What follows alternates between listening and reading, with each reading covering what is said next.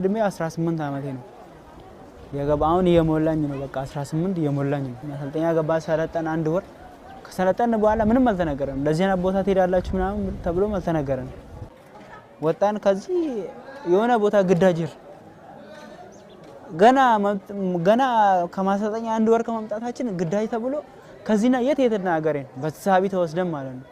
ግዳጅና ለዛ የተዋጋን ብዙ ተዋጋን። በቃ እዛ ተዋጋ ህዝቡ እኛ በቃ ጠላት መሆኑ ስላወቅን ጠላት ነን ብሎ ነግሮናል። ያሳመኑን ነገር ይቆርጣሉ፣ ይገላሉ። ውሃውን ካጃችሁ እንዳቀምሱ ምናምን ነው የተባለው። ውሃ ራሱ የመጠጥ ውሃ የሆነ ነገር አቀላቅሎ ነው የሚሰጡት። እንጀራ ራሱ ብታገኙ የሆነ ነገር ተቀላቅሎ ነው የሚሰጣችሁ። ዝም ብላችሁ አትብሉ፣ የሆነ ነገር ተጠራጠሩ። እነሱ ከፈለጉ ሴት ወንድ መስሎ ያልፋሉ፣ አጠገብ መረጃ ይወስዳሉ። ሰውን አታናግሩ ተብሎ ይርድ በቃ እዛ ከይርድ በኋላ 5 ቀን ነው 6 ቀን ሙሉ ምግብ አልበላንም። ምን ብዙ ነገር ደግሞ ተደርጓል። ሚሸሽ ይገደላል። መሳሪያ በውጊያ ሳጥሎ ይሮጣ ይገደላል። ድንገት ልብሱን ቀይሮ ወይ ደግሞ በቃ የሆነ ሰዓት በቃ ልብስ ሬንጀር የሆነ ሰዓት ይደብራል። በቃ በመቀየር ሰዓት አለ ለመቀየር ይታሰባል። ለመሄድ ነው እንደዚህ ከላይ ለብሼ ከስር ከተገኘ ለምን እንደዚህ ስለብሳለም ይባላል።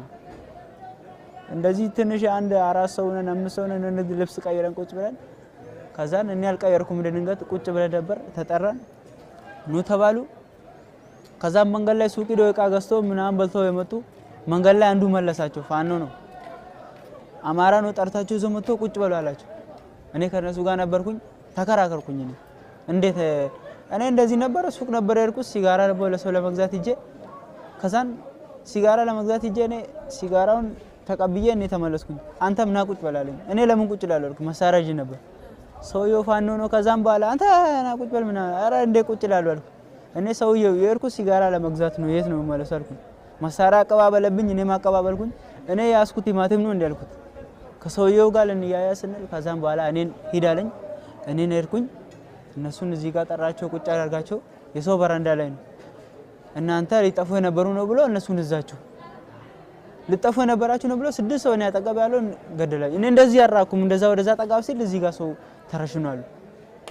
ምንም በማያውቁት ነገር ልዩ ኃይሉ ደግሞ የአማራ ልዩ ኃይል ራሱ መሳሪያ ከመከላከያ ስንት ነገር ተበትኖ የሆነ ቦታ ያድራል። እንደዚህ አይነት ቤት ካገኘም ሰው ልጅ በዛን ሰዓት ገብቶ እየመቱ ምናምን መሳሪያ ደቅኖ ምናምን መሳሪያ ተቀበሉ።